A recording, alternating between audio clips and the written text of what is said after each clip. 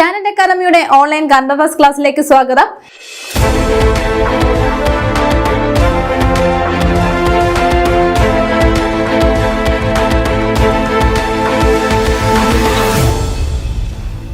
ഇന്ന് നമ്മൾ ചർച്ച ചെയ്യുന്നത് ജൂലൈ 24-ാം തീയതിയിലെ ആനുകാലിക വിഷയങ്ങളാണ്.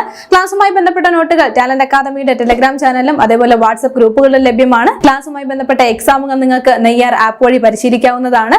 അപ്പോൾ വരൂ നമുക്ക് ക്ലാസ്സിലേക്ക് കിടക്കാം. ഇന്ന് നമ്മൾ ആദ്യം ചർച്ച ചെയ്യുന്ന പോയിന്റ് ഇതാണ്.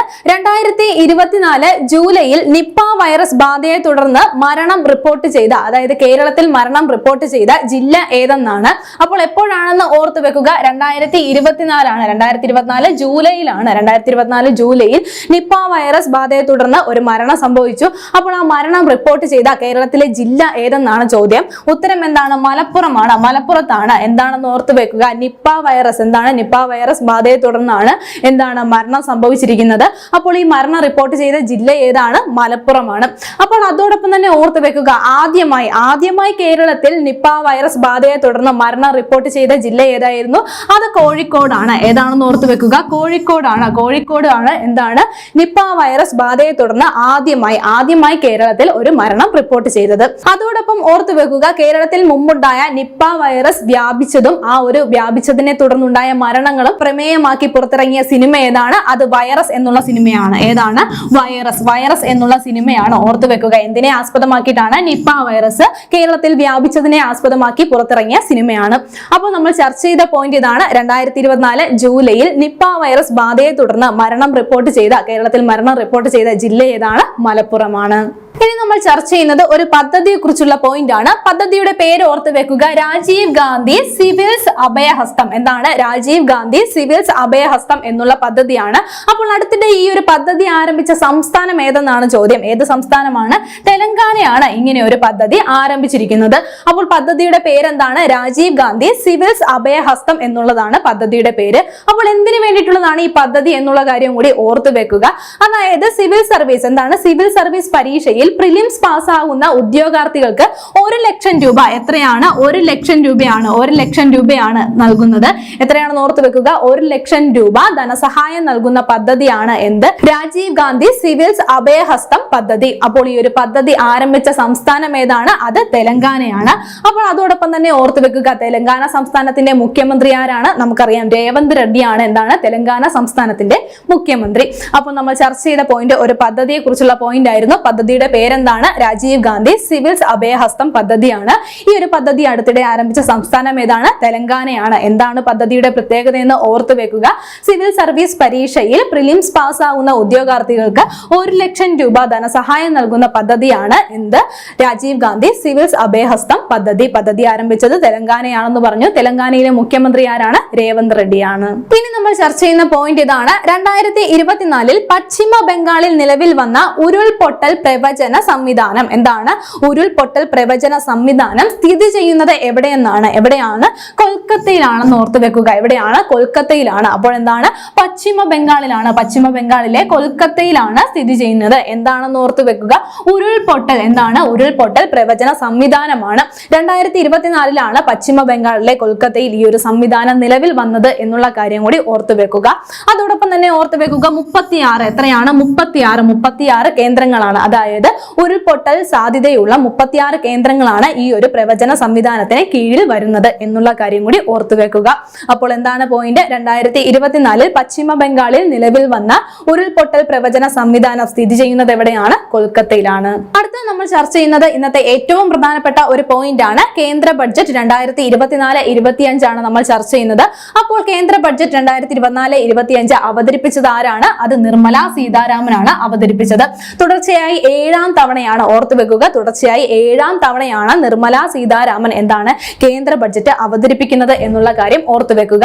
അപ്പോൾ കേന്ദ്ര ബഡ്ജറ്റ് 2024-25 പ്രധാന പ്രഖ്യാപനങ്ങൾ നമുക്ക് ഒന്ന് ഓർത്തു വെക്കാം. അപ്പോൾ ആദ്യത്തെ പ്രഖ്യാപനം എന്താണ്? ബീഹാർ, ജാർഖണ്ഡ്, പശ്ചിമ ബംഗാൾ, ഒഡീഷ, ആന്ധ്രാപ്രദേശ് സംസ്ഥാനങ്ങൾക്കായി പൂർവോദയ പദ്ധതി. എന്താണ് പദ്ധതിയുടെ പേരെന്ന് ഓർത്തു വെക്കുക? പൂർവോദയ പദ്ധതിയാണ് പ്രഖ്യാപനം, ആദ്യത്തെ പ്രഖ്യാപനം എന്ന് പറയുന്നത്. അതേപോലെ തന്നെ ആന്ധ്രാപ്രദേശ് തലസ്ഥാന നഗര വികസനത്തിന് ധനസഹായവും പ്രഖ്യാപനത്തിൽ വന്നിട്ടുണ്ട്. അതേപോലെ മറ്റൊരു പ്രഖ്യാപനമാണ് എന്താണ് മുദ്രാ ലോൺ. മുദ്രാ ലോണിന്റെ പരിധി എത്രയായിരുന്നു? 10 ലക്ഷമാണ്. 10 ലക്ഷമായിരുന്നു മുദ്രാ ലോണിന്റെ പരിധി ഉണ്ടായിരുന്നത്. അത് 10 ലക്ഷത്തിൽ നിന്ന് എന്താക്കി? 20 ലക്ഷമാക്കി ഉയർത്തിയിട്ടുണ്ട്. എന്താണ് മുദ്രാ ലോൺ പരിധി 10 ലക്ഷത്തിൽ നിന്നും 20 ലക്ഷമായി ഉയർത്തിയിട്ടുണ്ട്. അതേപോലെ തന്നെ എന്താണ് പട്ടിണി മാറ്റാൻ വേണ്ടി 100 സ്ട്രീറ്റ് ഫുഡ് ഹബ്ബുകൾ സ്ഥാപിക്കും എന്നും പ്രഖ്യാപനത്തിൽ പറഞ്ഞിട്ടുണ്ട്. എന്താണ് പട്ടിണി മാറ്റുന്നതിന് വേണ്ടിയിട്ട് 100 സ്ട്രീറ്റ് ഫുഡ് ഹബ്ബുകളും സ്ഥാപിക്കുമെന്ന് പറഞ്ഞിട്ടുണ്ട്. അതേപോലെ പ്ലാസ്റ്റിക്കിന് നികുതി കൂട്ടി എന്നുള്ള കാര്യവും ഈ ഒരു പ്രഖ്യാപനത്തിൽ വന്നിട്ടുണ്ട്. അപ്പോൾ ഇത്രയും പോയിന്റുകളാണ് 2024-25 കേന്ദ്ര ബഡ്ജറ്റിലെ പ്രധാന പ്രഖ്യാപനങ്ങൾ എന്ന് പറയുന്നത്. അപ്പോൾ ഈ ഒരു കേന്ദ്ര ബഡ്ജറ്റ് എന്ന് പറയുന്നത് നമുക്ക് എപ്പോഴും PSCക്ക് ചോദിക്കുന്ന ഒരു ഭാഗമാണ്. അപ്പോൾ വളരെ ഡീറ്റെയിൽ ആയിട്ട് നമുക്കത് പഠിക്കേണ്ട ആവശ്യമുണ്ട്. അതുകൊണ്ട് ഇതിന്റെ ഒരു ഡീറ്റെയിൽഡ് വീഡിയോ നമുക്ക് അടുത്ത ക്ലാസ്സിൽ ചർച്ച ചെയ്യാവുന്നതാണ്. അപ്പോൾ 2024-25 കേന്ദ്ര ബഡ്ജറ്റുമായി ബന്ധപ്പെട്ട ഡീറ്റെയിൽഡ് വീഡിയോ ഉടനെ തന്നെ അപ്ലോഡ് ചെയ്യുന്നതായിരിക്കും. അപ്പോൾ ആ ഒരു ക്ലാസ്സിൽ നമുക്ക് ഡീറ്റെയിൽ ആയിട്ട് ഈ ഒരു കേന്ദ്ര ബഡ്ജറ്റ് ചർച്ച ചെയ്യാം. അടുത്ത നമ്മൾ ചർച്ച ചെയ്യുന്ന പോയിന്റ് ഇതാണ്. കടലിനടിയിലുള്ള രാജ്യത്തെ ആദ്യ റെയിൽവേ തുരങ്ക നിർമ്മാണം താനെയിൽ ആരംഭിച്ചു എന്നുള്ളതാണ്. എവിടെയാണ് ആരംഭിച്ചതെന്ന് ഓർത്തു വെക്കുക. താനെയിലാണ്. എന്താണ് പ്രത്യേകത? കടലിനടിയിലൂടെയുള്ള രാജ്യത്തെ ഇന്ത്യയിലെ ആദ്യത്തെ റെയിൽവേ തുരങ്ക നിർമ്മാണമാണ് ആരംഭിച്ചിരിക്കുന്നത്. അപ്പോൾ എവിടെയാണ് ആരംഭിച്ചത്? താനെയിലാണ് ആരംഭിച്ചത് എന്നുള്ള കാര്യം ഓർത്തു വെക്കുക. അതോടൊപ്പം തന്നെ ഓർത്തു വെക്കുക മുംബൈ മുതൽ, എവിടെ മുതലാണ്? മുംബൈ മുതൽ അഹമ്മദാബാദ് വരെയുള്ള ബുള്ളറ്റ് ട്രെയിനിന് വേണ്ടിയിട്ടാണ് എന്താണ് 21 കിലോമീറ്റർ, എത്രയാണെന്ന് ഓർത്തു വെക്കുക, 21 കിലോമീറ്റർ നീളമുള്ള തുരങ്കമാണ് എന്താണ് കടലിനടിയിലൂടെയുള്ള തുരങ്കമാണ് നിർമ്മിക്കുന്നത്. അപ്പോൾ എവിടെയാണ് നിർമ്മാണ പ്രവർത്തനങ്ങൾ ആരംഭിച്ചിരിക്കുന്നത്? താനെയിലാണെന്നുള്ള കാര്യം ഓർത്തു വെക്കുക. അതോടൊപ്പം മറ്റൊരു കാര്യം കൂടി ഓർത്തു വെക്കുക. നമ്മുടെ കേന്ദ്ര റെയിൽവേ മന്ത്രി ആരാണ്? അത് അശ്വിനി വൈഷ്ണവാണ് എന്നുള്ള കാര്യം കൂടി ഓർത്തു വെക്കുക.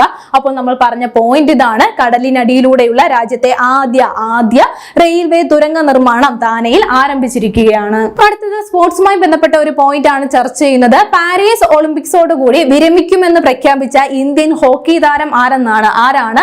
PR ശ്രീജേഷ് ആണ് ഇങ്ങനെ ഒരു പ്രഖ്യാപനം നടത്തിയിരിക്കുന്നത്. എന്താണ്? അദ്ദേഹം പാരീസ് ഒളിമ്പിക്സോട് കൂടി വിരമിക്കുമെന്ന് പ്രഖ്യാപിച്ചിരിക്കുകയാണ്. അപ്പോൾ ഓർത്തു വെക്കുക 2020 ടോക്കിയോ ഒളിമ്പിക്സിൽ ഇന്ത്യൻ ഹോക്കി ടീം വെങ്കല മെഡൽ നേടിയപ്പോൾ ആ ഒരു ടീമിൽ അംഗമായിരുന്നു ആര്? PR ശ്രീജേഷ് എന്നുള്ള കാര്യം ഓർത്തു വെക്കുക. അപ്പോൾ അദ്ദേഹത്തിന് 2015 എന്താണ് 2015 അദ്ദേഹത്തിന് അർജുന അവാർഡ് ലഭിച്ചിട്ടുണ്ട്. എന്താണ്? അർജുന അവാർഡ് ലഭിച്ച വർഷം ഏതാണ്? 2015 ആണ് എന്നുള്ള കാര്യം ഓർത്തു വെക്കുക.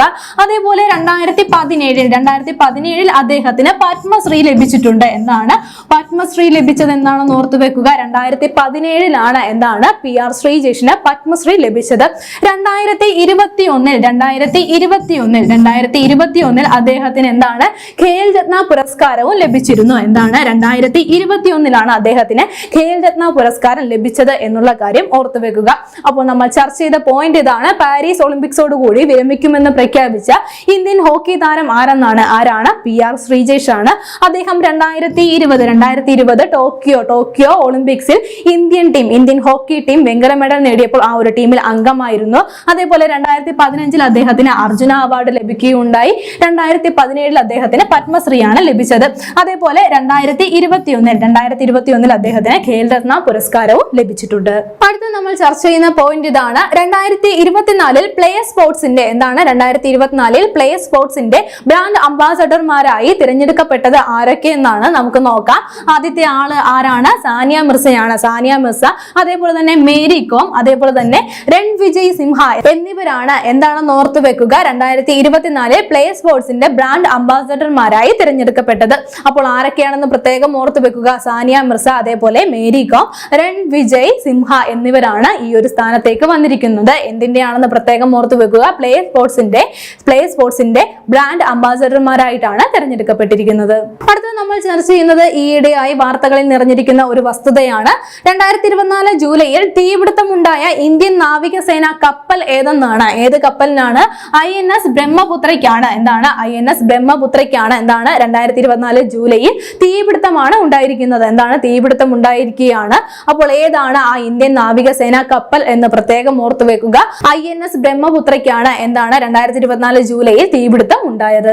ഇനി നമ്മൾ ചർച്ച ചെയ്യുന്നത് ഒരു അവാർഡാണ്. 2024 അന്താരാഷ്ട്ര ഒളിമ്പിക് കമ്മിറ്റിയുടെ പരമോന്നത ബഹുമതിയായ ഒളിമ്പിക് ഓർഡറിന് അർഹനായ ഇന്ത്യൻ താരം ആരാണ്? അഭിനവ് ബിന്ദ്രയാണ് ഈ ഒരു പുരസ്കാരത്തിന് അർഹനായിരിക്കുന്നത്. അപ്പോൾ ആരാണ് നൽകുന്നത്? ഇന്റർനാഷണൽ ഒളിമ്പിക് കമ്മിറ്റിയാണ് ഈ ഒരു അവാർഡ് നൽകുന്നത്. എന്താണ്? പരമോന്നത ബഹുമതിയായ ഒളിമ്പിക് ഓർഡർ നൽകുന്നത് ഇന്റർനാഷണൽ ഒളിമ്പിക് കമ്മിറ്റിയാണ്. അപ്പോൾ 2024 ഈ ഒരു പുരസ്കാരത്തിന് അർഹനായ ഇന്ത്യൻ താരമാണ് ആര്? അഭിനവ് ബിന്ദ്ര എന്നുള്ള കാര്യം ഓർത്തു വെക്കുക. അപ്പോൾ ഈ ഒരു പുരസ്കാരം നൽകുന്നത് എന്തിനു വേണ്ടിയിട്ടാണെന്ന് കൂടി ഓർത്തു വെക്കുക. ഒളിമ്പിക്സിലേക്കുള്ള അർപ്പിച്ച സേവനങ്ങളെ അനുസൃതമാക്കിയിട്ടാണ് ഈ ഒരു പുരസ്കാരം നൽകുന്നത്. അപ്പോൾ 2024 കിട്ടിയ ഈ ഒരു പുരസ്കാരത്തിന് അർഹനായ ഇന്ത്യൻ താരമാണ് അഭിനവ് ബിന്ദ്ര എന്നുള്ള കാര്യം നമ്മൾ പറഞ്ഞു. അപ്പോൾ അദ്ദേഹത്തിന്റെ മറ്റൊരു പ്രത്യേകത കൂടി ഓർത്തു വെക്കാം. ഒളിമ്പിക്സിൽ വ്യക്തിഗത സ്വർണ്ണ മെഡൽ നേടിക്കൊടുത്ത, ഇന്ത്യക്ക് ആദ്യമായി നേടിക്കൊടുത്ത വ്യക്തിയാണ് ആര്? അഭിനവ് ബിന്ദ്ര എന്നുള്ള കാര്യം ഓർത്തു വെക്കുക. 2008 ഈ ഒരു നേട്ടം കൈവരിച്ചത് എന്നുള്ള കാര്യം കൂടി ഓർത്തു വെക്കുക.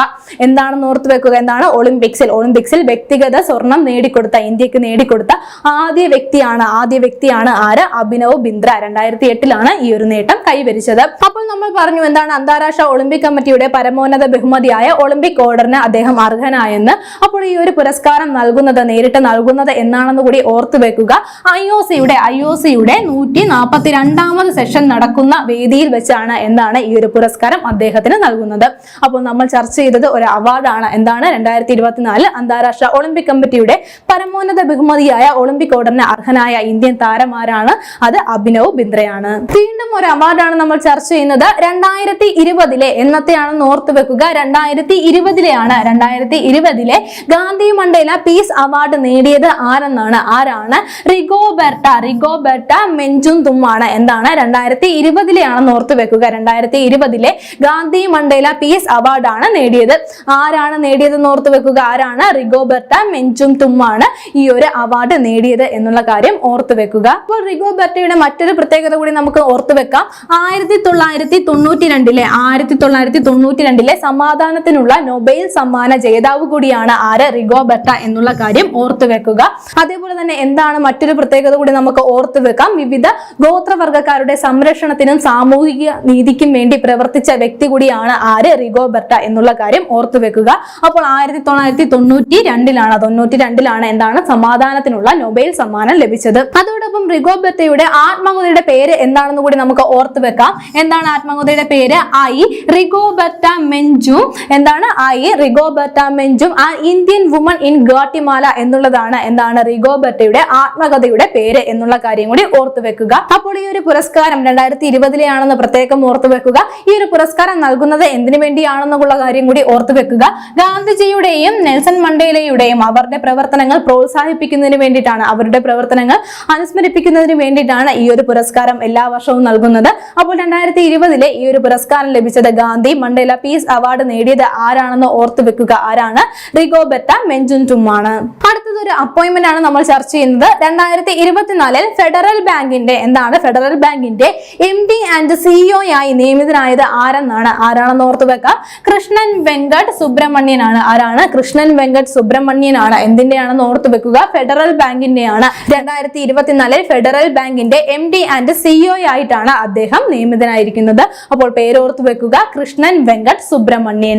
വീണ്ടും ഒരു അപ്പോയിന്റ്മെന്റ് നമുക്ക് ചർച്ച ചെയ്യാം. സിയാച്ചിൻ ഹിമാനിയിൽ നിയമിക്കപ്പെട്ട കോർപ്സ് ഓഫ് ആർമി എയർ ഡിഫൻസിൽ നിന്നുള്ള ആദ്യ വനിതാ ഓഫീസർ ആരാണ്? ക്യാപ്റ്റൻ സുപ്രീതയാണ്. എന്താണ്? ക്യാപ്റ്റൻ സുപ്രീത CT ആണ്. എന്താണെന്ന് ഓർത്തു വെക്കുക. എന്താണ് പ്രത്യേകത? സിയാച്ചിൻ ഹിമാനിയിൽ നിയമിക്കപ്പെട്ട, എവിടെ നിന്നുള്ളതാണെന്ന് ഓർത്തു വെക്കുക. കോർപ്സ് ഓഫ് ആർമി എയർ ഡിഫൻസിൽ നിന്നുള്ള ആദ്യ വനിതാ ഓഫീസർ ആണ് ആര്? സുപ്രീത എന്നുള്ള കാര്യം, ക്യാപ്റ്റൻ സുപ്രീത എന്നുള്ള കാര്യം ഓർത്തു വെക്കുക. അപ്പോൾ അതോടൊപ്പം നമുക്ക് 2-3 പോയിന്റുകൾ കൂടി ഓർത്തു വെക്കാം. എന്താണ്? സിയാച്ചിനിൽ നിയമിക്കപ്പെട്ട ആദ്യ വനിതാ ഓഫീസർ ആരാണ്? നമ്മൾ ചർച്ച ചെയ്തിട്ടുള്ള പോയിന്റ് ആണ്. ശിവ ചൗഹാൻ ആണ്. എന്താണ്? ശിവ ചൗഹാൻ ആണ്. എന്താണ്? സിയാച്ചിനിൽ നിയമിക്കപ്പെട്ട ആദ്യ വനിതാ ഓഫീസർ എന്നുള്ള കാര്യം ഓർത്തു വെക്കുക. അതേപോലെ തന്നെ സിയാച്ചിനിൽ നിയമിക്കപ്പെട്ട ഇന്ത്യൻ ആർമിയിലെ ആദ്യ വനിതാ മെഡിക്കൽ ഓഫീസർ ആരാണെന്ന് പ്രത്യേകം ഓർത്തു വെക്കാം. ആരാണ്? ക്യാപ്റ്റൻ ഗീതിക കൗൾ ആണ്. ആരാണ്? ക്യാപ്റ്റൻ ഗീതിക കൗൾ ആണ്. എന്താണ് പ്രത്യേകത?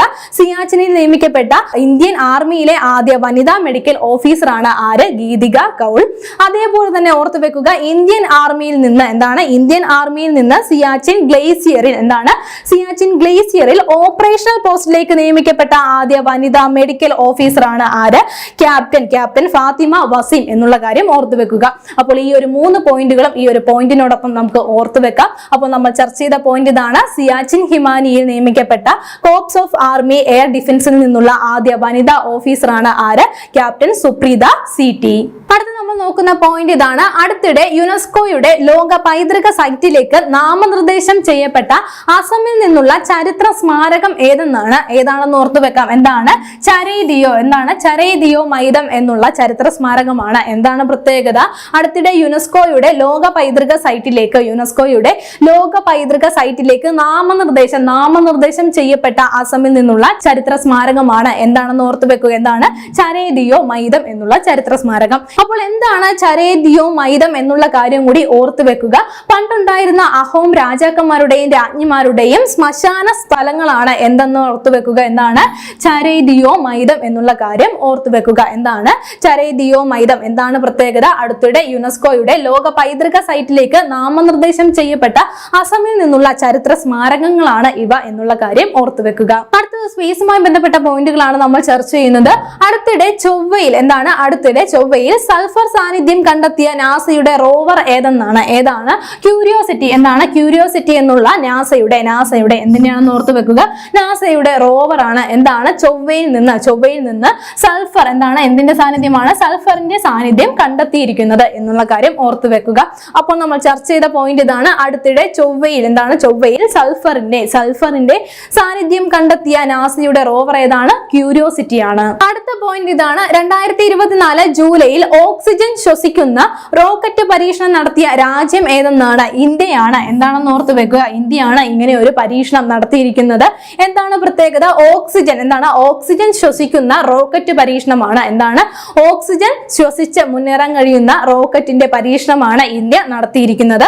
2024 ജൂലൈയിലാണ് എന്നുള്ള കാര്യം ഓർത്തു വെക്കുക. അപ്പോൾ ഇതോടുകൂടി എന്താണ്? ഓക്സിജൻ ശ്വസിക്കുന്ന റോക്കറ്റ് നിർമ്മിക്കുന്ന ആ ഒരു പരീക്ഷണം നടത്തുന്ന നാലാമത്തെ രാജ്യമായിരിക്കുകയാണ്. ഏതാണ്? ഇന്ത്യ എന്നുള്ള കാര്യം ഓർത്തു വെക്കുക. അതോടൊപ്പം ഓർത്തു വെക്കുക ISRO വികസിപ്പിച്ച എന്താണ്? സ്കാംജെറ്റ് എഞ്ചിൻ ഉപയോഗിച്ചുള്ള സാങ്കേതിക വിദ്യ ഉപയോഗിച്ചാണ് എന്താണ്? രോഹിണി. ഓർത്തു വെക്കുക. രോഹിണി എന്താണ്?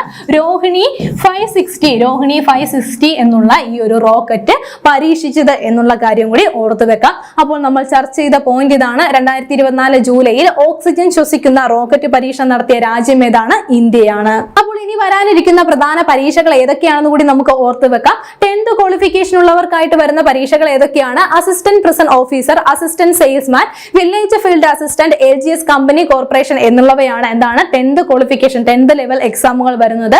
അതേപോലെ തന്നെ +2 ലെവൽ വരുന്ന എക്സാമുകൾ ഏതൊക്കെയാണ്? CPO, CEO, fireman, beat forest officer, police constable, telecommunication, അതേപോലെ തന്നെ മൗണ്ടൻ പോലീസ് കോൺസ്റ്റബിൾ എന്നുള്ളവയാണ് എന്താണ്? +2 ക്വാളിഫിക്കേഷൻ +2 ലെവൽ എക്സാമുകൾ വരുന്നത്. അപ്പോൾ ഈ 10th +2 ലെവൽ എക്സാമുകൾ നിങ്ങൾക്ക് എളുപ്പമാക്കി തരുന്നതിന് വേണ്ടി ടാലന്റ് അക്കാദമി പുറത്തിറക്കിയിരിക്കുന്ന ബുക്കുകൾ ഏതൊക്കെയാണ്? LDC 2024 റാങ്ക് ഫയൽ ഉണ്ട്. അതേപോലെ തന്നെ LDC PQ 2024 ബുക്ക് ഉണ്ട്. അതേപോലെ ഈ 2 ബുക്കും വെച്ചിട്ട് നിങ്ങൾക്ക് തന്നെത്താനെ പഠിക്കാൻ വേണ്ടിയിട്ട് നിങ്ങൾക്ക് എന്താണ്? ഒരു സെൽഫ് സ്റ്റഡി പ്ലാനും എന്താണ്? ടാലന്റ് അക്കാദമി പുറത്തിറക്കിയിട്ടുണ്ട്. അതേപോലെ LGS ബുക്കും ഉണ്ട് എന്നുള്ള കാര്യം ഓർത്തു വെക്കുക. അപ്പോൾ LDC 2024 rank file, LDC PQ 2024, LDC self study plan, LGS rank file എന്നിവയാണ് എന്താണ്? +2 10th ലെവൽ എക്സാമുകൾക്കായി ടാലന്റ് അക്കാദമി നിങ്ങൾക്ക് വേണ്ടി നൽകുന്നത്. അതേപോലെ ഡിഗ്രി ലെവൽ എക്സാമുകൾ ഏതൊക്കെയാണ് ഇനി വരുന്നതെന്ന് നമുക്ക് നോക്കാം. സെക്രട്ടേറിയറ്റ് അസിസ്റ്റന്റ്, SI ഇൻസ്പെക്ടർ, അതേപോലെ ടീച്ചിങ് എക്സാമുകളാണ് എന്താണ്? ഡിഗ്രി ലെവൽ ആയിട്ട് വരുന്ന എക്സാമുകൾ. അപ്പോൾ ഇതിന് വേണ്ടിയിട്ട് അതായത് secretariat assistant, SI excise inspector letter എന്നിവർക്ക് വേണ്ടിയിട്ട് നിങ്ങൾ തയ്യാറാക്കാൻ വേണ്ടിയിട്ടുള്ള ബുക്കാണ് ടാലന്റ് അക്കാദമി എന്താണ് degree prelims and mains rank file പുറത്തിറക്കിയിട്ടുണ്ട്. അതേപോലെ ടീച്ചിങ് എക്സാമുകൾക്ക് വേണ്ടിയിട്ട് നിങ്ങൾക്കായിട്ട് തയ്യാറാക്കിയിരിക്കുന്നത് എന്താണ് LP UP റാങ്ക് ഫയൽ ആണ്. അപ്പോൾ ഈ ഒരു എക്സാമുകൾക്ക് എല്ലാത്തിനും വേണ്ടിയിട്ട് എന്താണ് ടാലന്റ് അക്കാദമി നിങ്ങളെ സഹായിക്കാനായിട്ട് ഓൺലൈനും ഓഫ്ലൈനും ക്ലാസ്സുകളും പ്രൊവൈഡ് ചെയ്യുന്നുണ്ട്. അപ്പോൾ കൂടുതൽ വിവരങ്ങൾക്ക് ഇതുമായി ബന്ധപ്പെട്ട കൂടുതൽ വിവരങ്ങൾക്ക് എന്താണ് സ്ക്രീനിൽ കാണുന്ന ഈ നമ്പറുമായി ബന്ധപ്പെടുക. അപ്പോൾ ഇതുവരെ ചർച്ച ചെയ്ത പോയിന്റുകൾ നമുക്ക് ഒന്നുകൂടി നോക്കാം. ആദ്യം നമ്മൾ ചർച്ച ചെയ്ത പോയിന്റ് ഇതായിരുന്നു. 2024 ജൂലൈയിൽ നിപ്പ വൈറസ് ബാധയെ തുടർന്ന് മരണം റിപ്പോർട്ട് ചെയ്ത കേരളത്തിലെ ജില്ല ഏതെന്നാണ്? ഏത് ജില്ലയിലാണ്? മലപ്പുറത്താണ്. മലപ്പുറത്താണ് 2024 ജൂലൈയിൽ നിപ്പ വൈറസ് ബാധയെ തുടർന്ന് മരണം റിപ്പോർട്ട് ചെയ്തത്. ആദ്യമായി കേരളത്തിൽ നിപ്പ വൈറസ് മരണം റിപ്പോർട്ട് ചെയ്തത് ഏത് ജില്ലയിലായിരുന്നു? അത് കോഴിക്കോട് ജില്ലയിലാണ് എന്നുള്ള കാര്യം ഓർത്തുവെക്കുക. നിപ്പ വൈറസുമായി ബന്ധപ്പെട്ട അന്നത്തെ വിവരങ്ങൾ അടിസ്ഥാനമാക്കി നിർമ്മിച്ച സിനിമ ഏതാണ്? അത് വൈറസ് എന്നുള്ള സിനിമയാണ്. അത് കഴിഞ്ഞ് നമ്മൾ ചർച്ച ചെയ്ത പോയിന്റ് ഇതായിരുന്നു. അടുത്തിടെ രാജീവ് ഗാന്ധി സിവിൽസ് അഭയഹസ്തം പദ്ധതി ആരംഭിച്ച സംസ്ഥാനം ഏതെന്നാണ്? ഏത് സംസ്ഥാനമാണ്? തെലങ്കാനയാണ് ഇങ്ങനെ ഒരു പദ്ധതി ആരംഭിച്ചിരിക്കുന്നത്. അപ്പോൾ ഈ പദ്ധതിയുടെ പ്രത്യേകത എന്താണെന്ന് ഓർത്തുവെക്കുക. സിവിൽ സർവീസ് പരീക്ഷയിൽ പ്രിലിംസ് പാസ്സാവുന്നവർക്ക് 1 ലക്ഷം രൂപ ധനസഹായം നൽകുന്ന പദ്ധതിയാണ് എന്ത്? രാജീവ് ഗാന്ധി സിവിൽസ് അഭയഹസ്തം പദ്ധതി. പദ്ധതി ആരംഭിച്ച സംസ്ഥാനം തെലങ്കാനയാണ്. അത് കഴിഞ്ഞ് നമ്മൾ ചർച്ച ചെയ്തത് എന്താണ്? കേന്ദ്ര ബഡ്ജറ്റ് 2024-25 ആണ്. അപ്പോൾ ഈ ഒരു ബഡ്ജറ്റ് അവതരിപ്പിച്ചതാരാണ്? നിർമ്മല സീതാരാമനാണ് ഈ ഒരു ബഡ്ജറ്റ് അവതരിപ്പിച്ചത്. തുടർച്ചയായി 7ാം തവണയാണ് നിർമ്മല സീതാരാമൻ കേന്ദ്ര ബഡ്ജറ്റ് അവതരിപ്പിക്കുന്നത് എന്നുള്ള കാര്യം കൂടി ഓർത്തു വെക്കുക. അപ്പോൾ ഈ ബഡ്ജറ്റുമായി ബന്ധപ്പെട്ട ഡീറ്റെയിൽഡ് വീഡിയോ നമ്മൾ ഉടനെ അപ്ലോഡ് ചെയ്യുന്നതായിരിക്കും. അത് കഴിഞ്ഞ് നമ്മൾ ചർച്ച ചെയ്ത പോയിന്റ് ഇതായിരുന്നു. 2024 പശ്ചിമ ബംഗാളിൽ നിലവിൽ വന്ന ഉരുൾപൊട്ടൽ പ്രവചന സംവിധാനം സ്ഥിതി ചെയ്യുന്നത് എവിടെയാണ്? കൊൽക്കത്തയിലാണ് ഇങ്ങനെ ഒരു സംവിധാനം സ്ഥിതി ചെയ്യുന്നത്. ഉരുൾപൊട്ടാൻ സാധ്യതയുള്ള ഉരുൾപൊട്ടൽ സംഭവിക്കാൻ സാധ്യതയുള്ള 36 പ്രദേശങ്ങളാണ് ഈ ഒരു സംവിധാനത്തിന് കീഴിലുള്ളത് എന്നുള്ള കാര്യം കൂടി ഓർത്തു വെക്കുക. ശേഷം നമ്മൾ നോക്കിയ പോയിന്റ് ഇതായിരുന്നു. കടലിനടിയിലൂടെയുള്ള രാജ്യത്തെ ആദ്യ റെയിൽവേ തുരങ്ക നിർമ്മാണം ആരംഭിച്ചത് എവിടെയാണ് ആരംഭിച്ചിരിക്കുന്നത്? താനെയിലാണ് ഈ ഒരു തുരങ്ക നിർമ്മാണം ആരംഭിച്ചിരിക്കുന്നത് എന്നുള്ള കാര്യം ഓർത്തു വെക്കുക. അതോടൊപ്പം തന്നെ ഓർത്തു വെക്കുക മുംബൈ മുതൽ അഹമ്മദാബാദ് വരെയുള്ള എന്താണ് ബുള്ളറ്റ് ട്രെയിനിന് വേണ്ടിയിട്ടാണ് 21 കിലോമീറ്റർ നീളമുള്ള ഈ ഒരു തുരങ്കം നിർമ്മിക്കുന്നത് എന്നുള്ള കാര്യം ഓർത്തു വെക്കുക. അത് കഴിഞ്ഞ് നമ്മൾ നോക്കിയത് പാരീസ് ഒളിമ്പിക്സോട് കൂടി വിരമിക്കുമെന്ന് പ്രഖ്യാപിച്ച ഇന്ത്യൻ ഹോക്കി താരം ആരാണ്? PR ശ്രീജേഷ് ആണ് ഇങ്ങനെ ഒരു പ്രഖ്യാപനം നടത്തിയിരിക്കുന്നത്. ശേഷം നമ്മൾ ചർച്ച ചെയ്തത് 2024 പ്ലേ സ്പോർട്സിന്റെ ബ്രാൻഡ് അംബാസഡർമാരായി തിരഞ്ഞെടുക്കപ്പെട്ടത് ആരൊക്കെയെന്നാണ്? സാനിയ മിർസ, മേരി കോം, രൺവിജയ് സിംഹ എന്നിവരാണ് 2024 പ്ലേ സ്പോർട്സിന്റെ ബ്രാൻഡ് അംബാസഡർമാരായി തിരഞ്ഞെടുക്കപ്പെട്ടത്. അത് കഴിഞ്ഞ് നമ്മൾ നോക്കിയത് ഇന്ത്യൻ നാവികസേനയുടെ ഒരു കപ്പലുമായി ബന്ധപ്പെട്ട പോയിന്റ് ആണ്. 2024 ജൂലൈയിൽ തീപിടുത്തമുണ്ടായ ഇന്ത്യൻ നാവികസേന കപ്പലാണ് ഏതാണ്? INS Brahmaputra.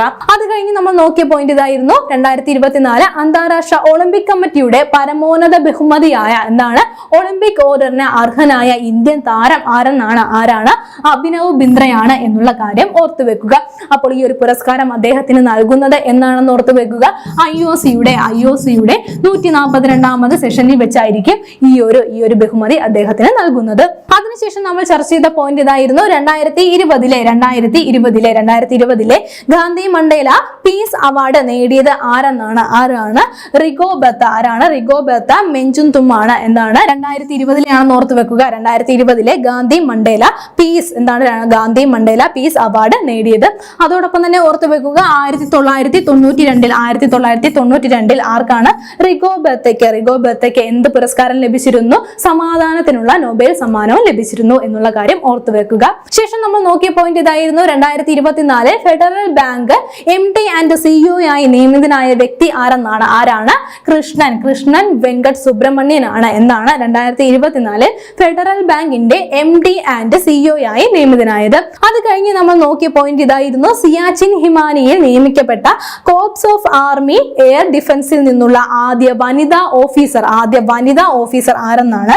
Captain Supreetha CT ആണ്. എന്താണെന്ന് ഓർത്തു വെക്കുക. ക്യാപ്റ്റൻ സുപ്രീത CT ആണ് സിയാച്ചിൻ ഹിമാനിയിൽ നിയമിക്കപ്പെട്ട കോർപ്സ് ഓഫ് ആർമി എയർ ഡിഫൻസിൽ നിന്നുള്ള ആദ്യ വനിതാ ഓഫീസർ. അത് കഴിഞ്ഞ് നമ്മൾ നോക്കിയത് അടുത്തിടെ യുനെസ്കോയുടെ ലോക പൈതൃക സൈറ്റിലേക്ക് നാമനിർദ്ദേശം ചെയ്യപ്പെട്ട അസമിൽ നിന്നുള്ള ചരിത്ര സ്മാരകം ഏതാണ്? ചരൈദിയോ മൈദമാണ്